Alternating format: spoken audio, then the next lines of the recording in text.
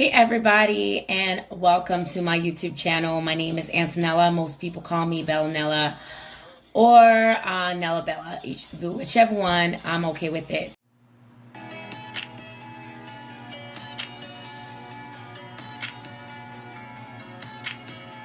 Hey guys, welcome to my lupus journey. Anyways, I wanted to kind of give a part 3 to my lupus journey, I guess. It's been a long time waiting. I had a lot of video in between that time. But so far, just to kind of catch up to where I am now, I am currently on some type of steroid, ventilation, Symbicort. Okay. And so I am taking that currently, which is, I guess, supposed to help me breathe. I'm supposed to be taking 2 puffs twice a day. So 2 puffs in the morning when I wake up and 2 puffs before I go to sleep. Have I been doing it? No, I have not. Unfortunately, I keep forgetting. And I'm supposed to be done with it like in a week, I think, or 2 weeks.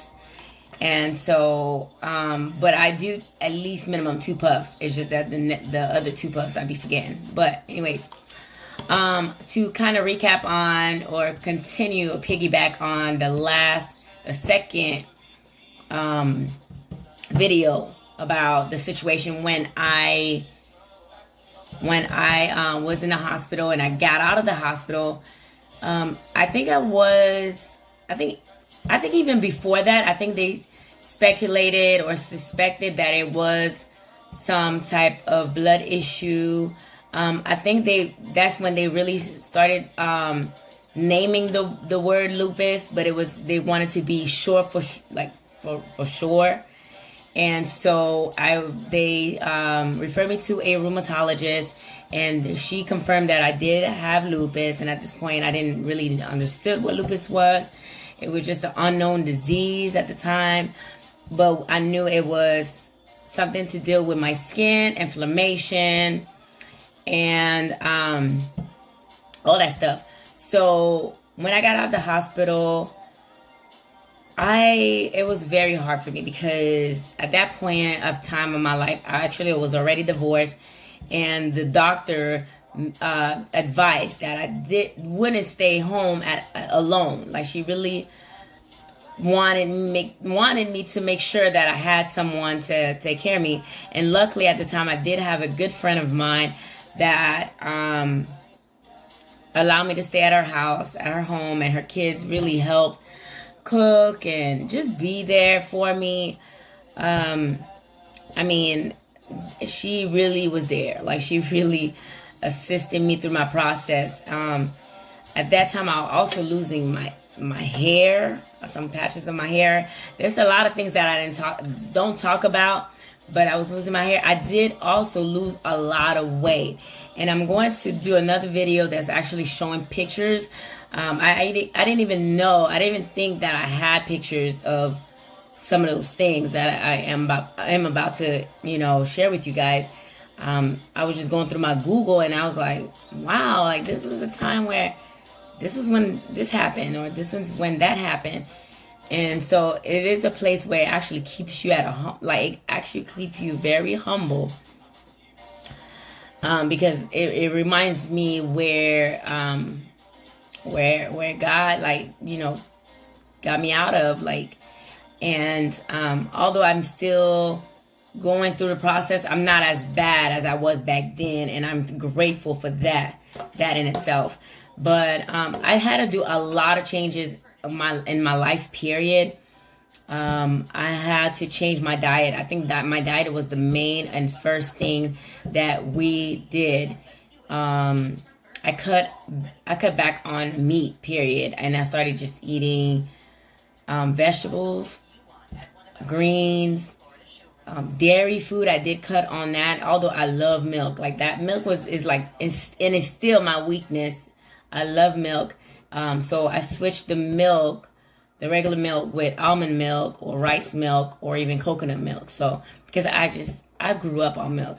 So like I was saying, I used to drink milk like every night, like before going to sleep. It was like my remedy, like source of drink. And I used to, like I said, I used to drink milk. Let's say this. I used to drink milk more than water. About that. Okay. And that could have probably triggered a lot of my flare-ups and a lot of my inflammation. I'm sure it is, because when I cut back on it, I've noticed a big difference with the amount of mucus my body was creating, especially with my lungs, breathing issues and stuff like that, asthma.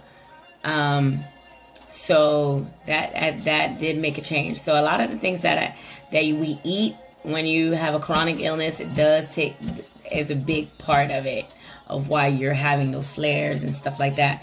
Water. And it's still a struggle for me. I don't know why, but water is a big deal, and I need to drink more water.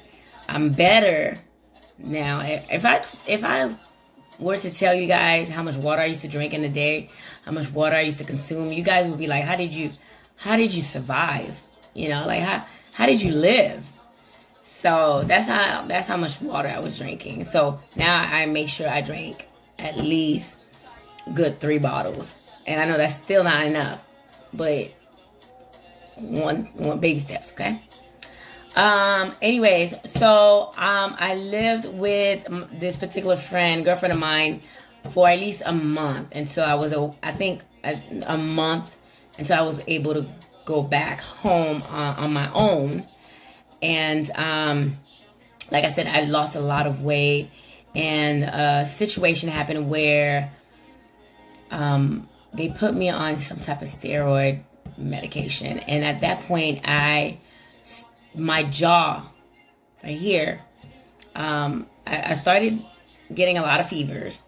I started like inflammation, like my face. Every morning I would wake up with a swollen head. Like my face would be so big, like it was just like inflated. I would have the biggest migraine, but it was just like horrible. It was just this pain, excruciating pain. I think it was worse than a migraine. I can't even describe it.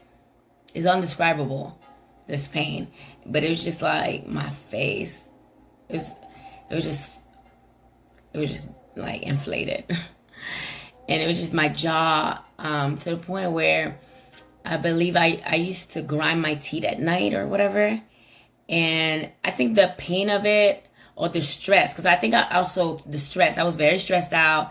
I was, my dog died during that time, my best friend. And so I was depressed. I don't even know if I mentioned it in the last video, but I remember my dog dying. And I was just being stressed out at work, things that was going on in my life and everything. And so I remember, like, when I used to go to sleep, I would like grind my teeth so tightly, like hard, that I woke up one day and my jaw, like right here, was locked. Like I couldn't open it. Like I can't even like tell you guys. So I had to go to a special doctor. I want to say, is it orthodontics?